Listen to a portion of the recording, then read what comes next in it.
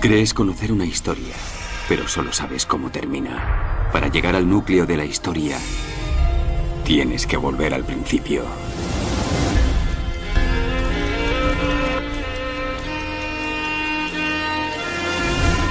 Los que buscan excusas para mostrar que el Espíritu Santo es la tercera persona de la Trinidad dicen que el Espíritu Santo está personificado, por lo tanto es una persona. Sin embargo, el Espíritu de Dios en algunos casos es personificado en las Escrituras usándose el género literario llamado prosopopeya, donde se le da personalidad a cosas abstractas, pero sin ser una persona real, algo que abunda en todas las Escrituras. La piedra clama y las tablas le responden. Los montes tienen ojos y se asustan, y el abismo habla y levanta las manos. Las piedras hablan. La muerte es una persona que reina. Incluso el alma de Dios se le da personalidad en las Escrituras. Sin embargo, el alma de Dios no es una persona. El alma de Dios odia. El alma de Dios se venga. El alma de Dios se aleja. El alma de Dios ama. El alma de Dios recuerda. Pero en realidad es Dios que siente esto en su alma.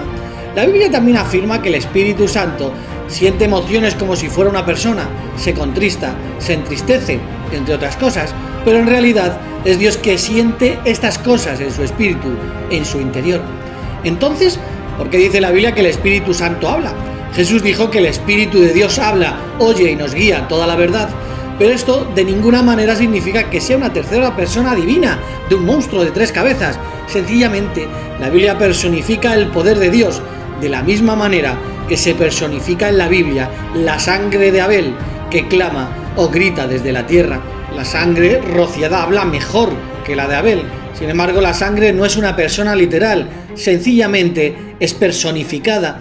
De la misma manera, en la Biblia se personifica el poder de Dios, pero sin ser una persona literal. La Biblia también dice que la luz se avergonzará y el sol se confundirá. Sin embargo, la luna y el sol no son personas literales. La Biblia también dice que la piedra clamará desde el muro y la tabla del enmaderado le responderá. Pero las piedras y las tablas no son personas literales. Jesús también utilizó la personificación cuando dijo que las piedras gritarán. Lo mismo sucede con el poder de Dios. El Espíritu Santo es personificado en la Biblia, pero no es una tercera persona divina, sino el poder de Dios. En Efesios 4:30 dice que no entristezcan el Espíritu de Dios.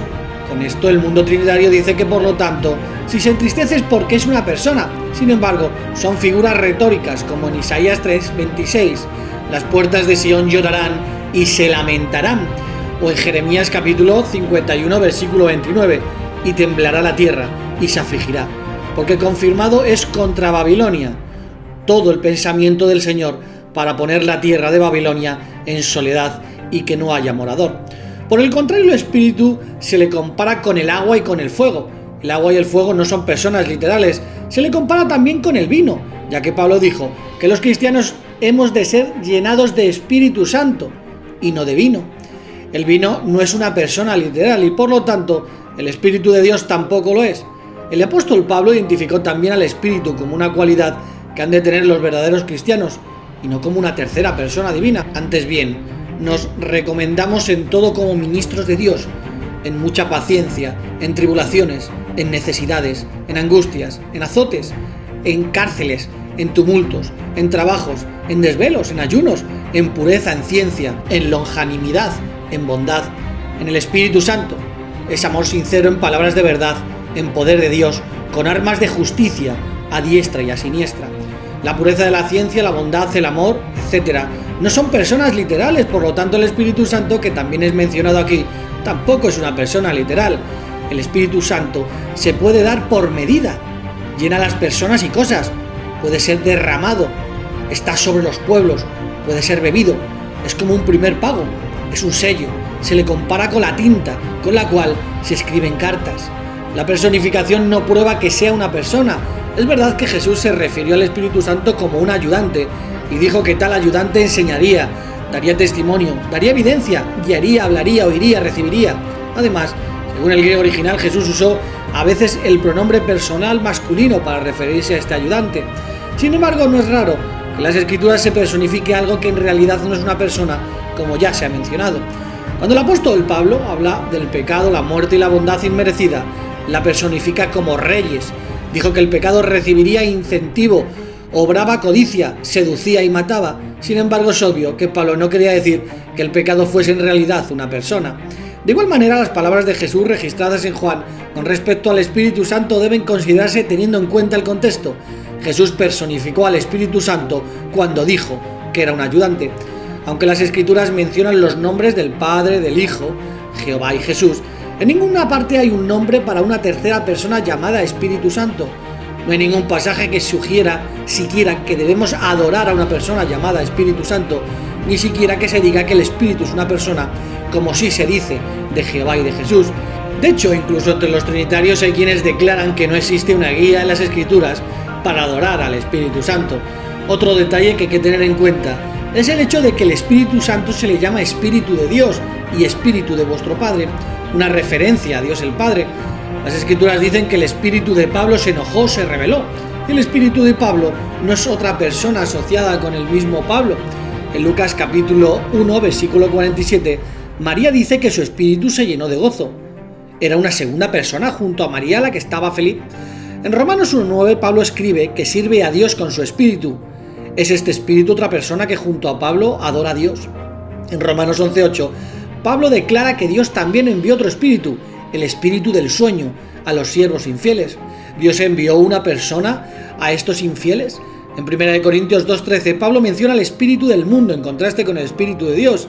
¿Es el espíritu del mundo una persona? ¿Enviaría Pablo a una persona llamada el espíritu de Pablo para estar con los cristianos en Corinto, como decían en 1 Corintios 5 del 3 al 4? Los cristianos, al unirse con Cristo y Dios, se convertirían en una parte de la tercera persona de la Trinidad, como se indica en 1 Corintios 6:17. Debemos entender que una segunda persona con Pablo se alegró cuando dijo en 1 Corintios 16:18 que sus hermanos alegraban su espíritu. Tito también tenía con él una segunda persona llamada el espíritu de Tito, que podía regocijarse, como dice 2 Corintios 7:13. Cuando el Trinitario observa textos que mencionan el Espíritu Santo o el Espíritu del Padre, crea la distinción entre el Padre y el Espíritu del Padre e incluso personaliza este espíritu al dar a entender que es otra persona, lo que rompe por completo la regla exegética. Hacen esto en su propio discernimiento y engaño. El Espíritu Santo o el Espíritu del Padre es el Padre mismo en la manifestación de su personalidad y sus sentimientos. Y es que la Biblia está llena de ejemplos que demuestran claramente que el espíritu de una persona, cuando está bajo una descripción personalizada, se refiere a la persona o a los aspectos de la personalidad que la persona demuestra tener y nunca a otra persona cercana o asociada a ella. Cuando los trinitarios usan Hechos 5 del 1 al 11 para tratar de probar de manera engañosa que el Espíritu Santo es Dios, en realidad solo muestran que Pedro declara que el espíritu al que le mintieron es el Espíritu de Dios o el Espíritu del Padre, según el capítulo 5, versículo 9. Así que es obvio, al mentirle a mi espíritu, por así decirlo, me estás mintiendo. A quien pertenece el espíritu, o a mí, a quien lo ha manifestado.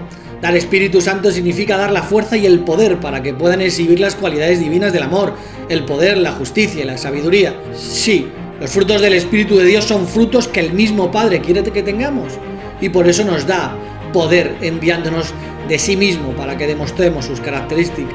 Así como Eliseo, al recibir el espíritu de Elías, actuaría como Elías, quien recibe el Espíritu de Dios, comienza a actuar como Dios actuaría.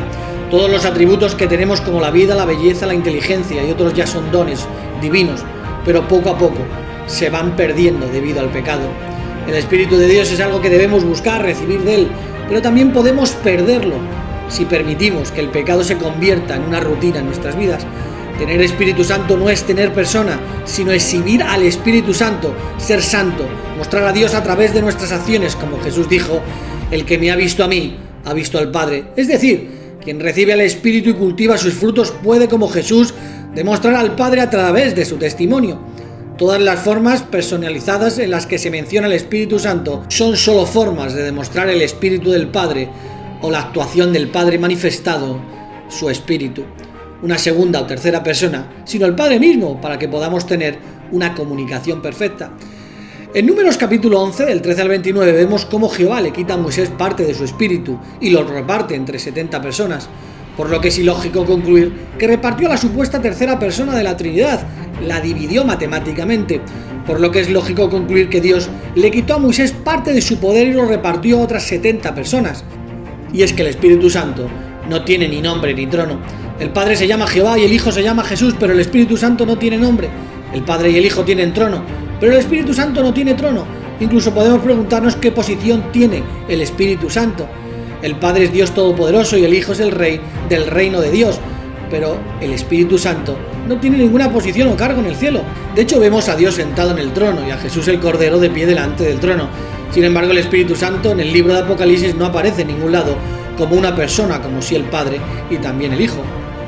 Por lo que el Espíritu Santo de Dios es su poder o fuerza en acción.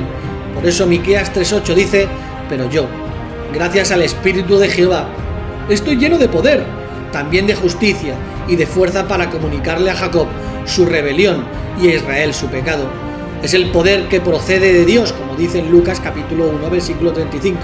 El ángel le contestó: sobre ti vendrá el Espíritu Santo y el poder del Altísimo te envolverá con su sombra. Por eso el que va a nacer será llamado Santo, Hijo de Dios. Al referirse al Espíritu Santo como las manos, los dedos o el aliento de Dios, la Biblia demuestra que dicho espíritu no es una persona. Las manos de un artesano no trabajan por su cuenta, pues no pueden actuar de forma independiente del cerebro o separados del cuerpo. En las Sagradas Escrituras se deja claro que el Espíritu Santo es la fuerza que Dios emplea para llevar a cabo su propósito.